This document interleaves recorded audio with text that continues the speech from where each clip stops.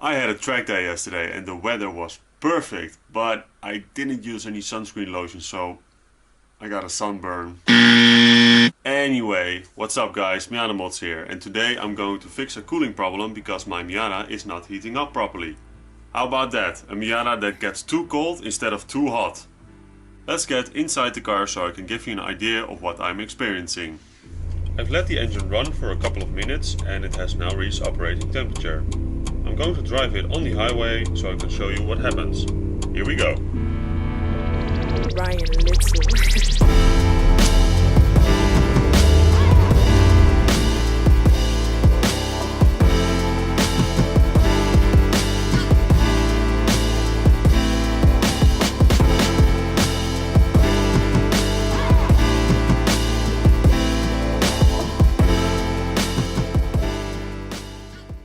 As you saw in the previous clip, the car reaches operating temperature just fine, but when I start driving the car the temperature drops, especially at high speeds. When a warm engine gets below operating temperature, the thermostat will restrict the flow of coolant, so the engine can stay at operating temperature. In my case the temperature keeps dropping, so I think that my thermostat is not closing properly. That's why I'm going to replace it with a new one. Now before you start, make sure that the engine is cooled down. In contrast to an oil change, the coolant does not need to be warm for draining. The coolant system is pressurized when it's hot, so before you take the radiator cap off or drain the fluid, make sure that the engine is cool. Pull up the handbrake and block the back wheels.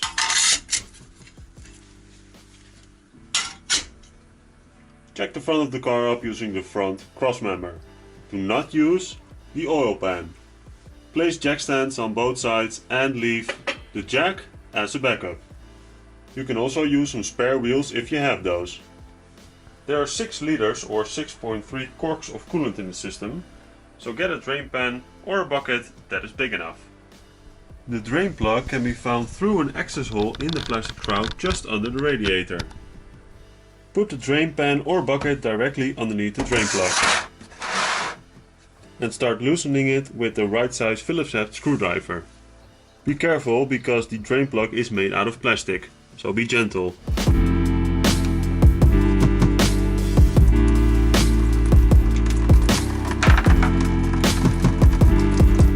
Remove the radiator cap to help drain the coolant.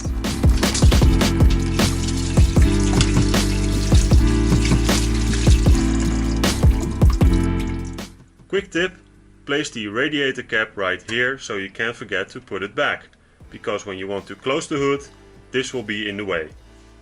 Alright, I've let it drain for about 10 minutes and almost all the coolant is out of the system. Be careful that you don't spill the old coolant. Coolant has a sweet taste, so animals will drink it and die. Now we can remove the upper radiator hose. Slide these 2 clamps to the center of the hose using some pliers. Now you can remove the upper radiator hose. If it's stuck, try heating it up with a heat gun.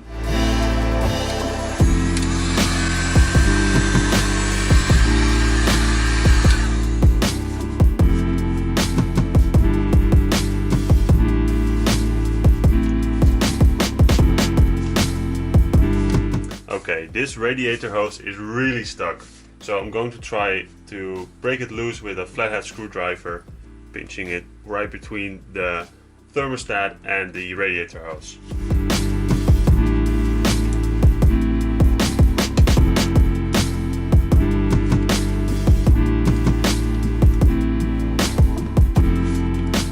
I'm going to try to add some penetrating oil, maybe that will help.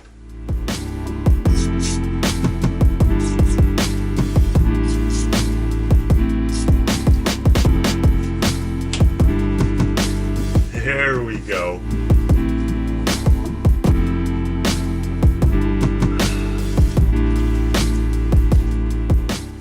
Penetrating oil saves the day, guys.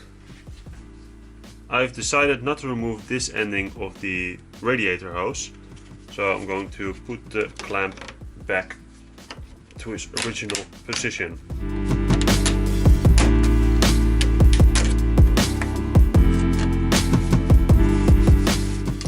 going to push the radiator hose down so it's not in the way. After that we can disconnect the coolant temperature sensor, and you can do that by pinching this part of the connector in and pulling it upwards. Like that. Now we can remove these two 12mm bolts. Quick tip, spray some penetrating oil on the bolts, preferably the night before. This will make removing the bolts a little bit easier.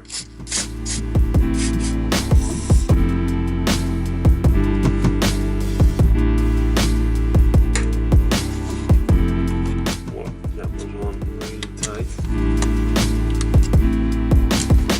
Second one.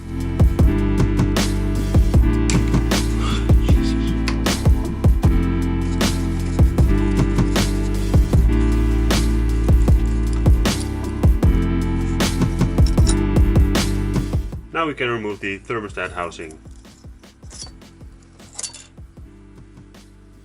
and the old gasket. Now the next step is to remove the thermostat itself, but before you do that, look and see how the thermostat is mounted in the engine. The new one must go in the same way.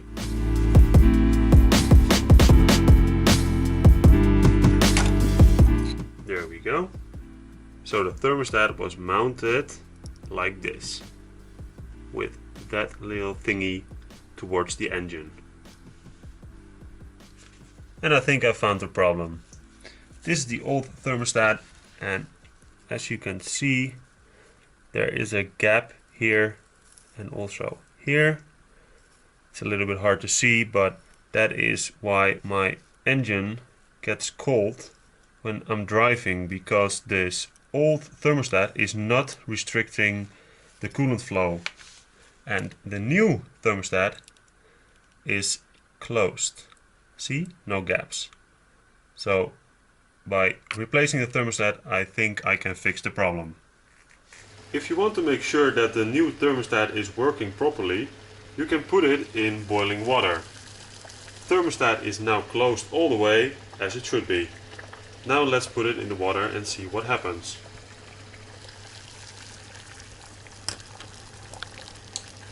Alright, I let it sit in the boiling water for a couple of minutes, and as you can see, the thermostat is fully open now, so it's working properly.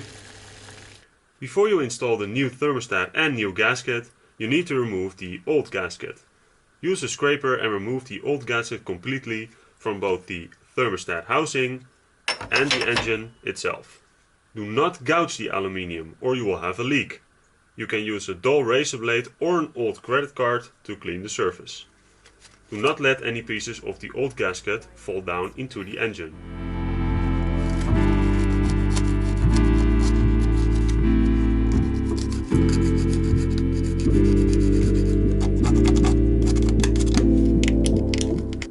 I'm going to use a vacuum cleaner to keep all the debris from falling into the thermostat housing. Put some brake cleaner on a paper towel and wipe it down one last time. Now that both ends of the thermostat housing are clean, we can install the new thermostat. Be sure to orient the new thermostat the same way as the old one. So this part into the engine block and this thingy towards the engine block. And also don't forget to remove this rubber protecting ring, because if you place it in like this, it will not fit. So remove the rubber ring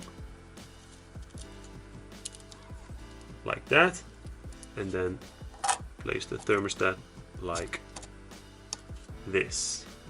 Place the new gasket on top of the new thermostat. Put the housing over the gasket and make sure that the bolts clear the gasket. And don't forget to put this bracket back into place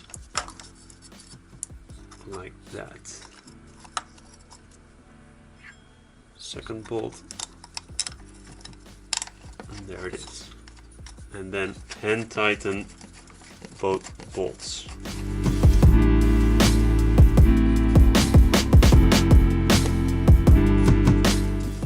go. Tighten both bolts to 17 foot-pounds or 23 Newton meters. Make sure that you give both bolts a few turns at a time so it will seal properly. If you tighten one bolt all the way, the housing will sit at an angle and this may cause a coolant leak.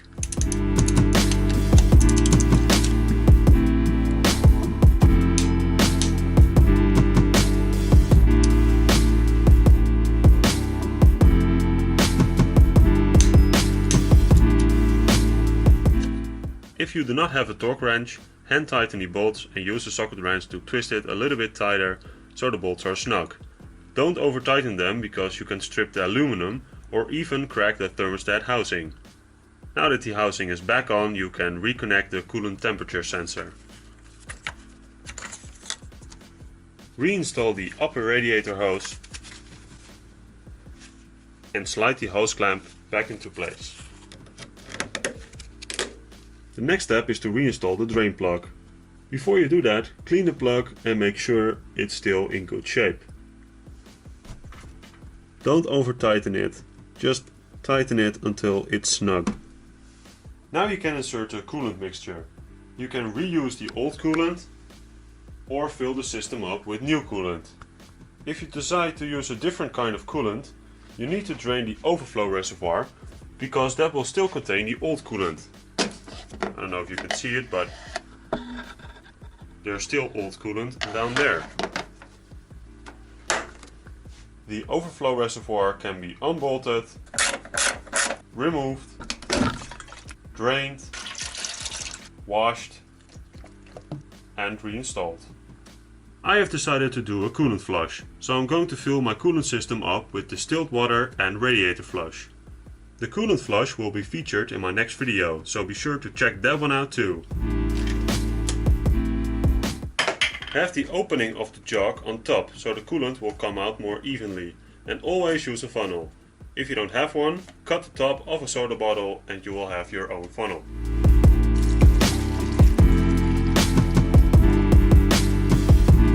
Fill the system to the top, and while you're filling the system, squeeze the upper radiator hose to let the air out.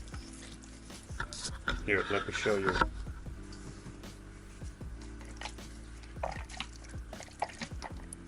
Now I'm going to start the car so the water pump can suck up the coolant.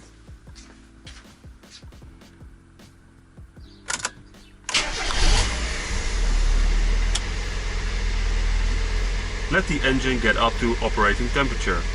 Keep a close eye on your temperature gauge to make sure that the engine does not overheat. The new thermostat will open and the cooling system will start to circulate. Alright, the engine is up to operating temperature and now the new thermostat will open so the cooling system will start to circulate. At this point you can turn the heat up all the way. So the coolant will also start to flow through the heater core. After waiting for a couple of minutes, check the coolant level again and add some more coolant if it's necessary.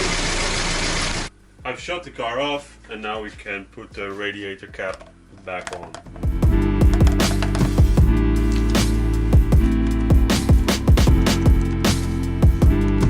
Don't forget to fill up the overflow reservoir so the coolant level is between the indicated low and high marks down here. Now we can lower the car back to the ground. I'm going to put the old coolant inside these old jugs. You can dispose of old coolant at any automotive shop or the town recycling center.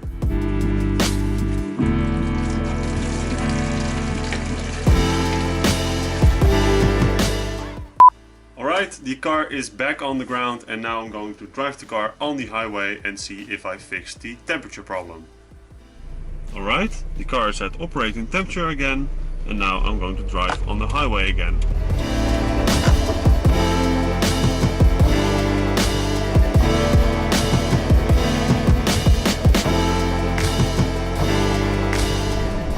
Alright guys, that was a 15-minute drive on the highway and the temperature didn't change. So replacing the thermostat has fixed the problem. If you find this video helpful, give it a thumbs up and leave a comment below. The tools and parts you'll need for this job are in the video description, as well as my social media links. If you haven't subscribed already, click on the MiataMods logo below and don't forget to turn on notifications. For more MiataMods videos, click here. Thanks for watching. Bye guys!